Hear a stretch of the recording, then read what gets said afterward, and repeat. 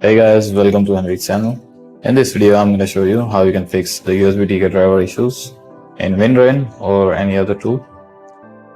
So you just have to download the UsbDK drivers and I'm going to show you how you can do that. First of all, just open your browser and here on the search bar, type UsbDK. And now from there, go to this GitHub link. I will also paste it in the description.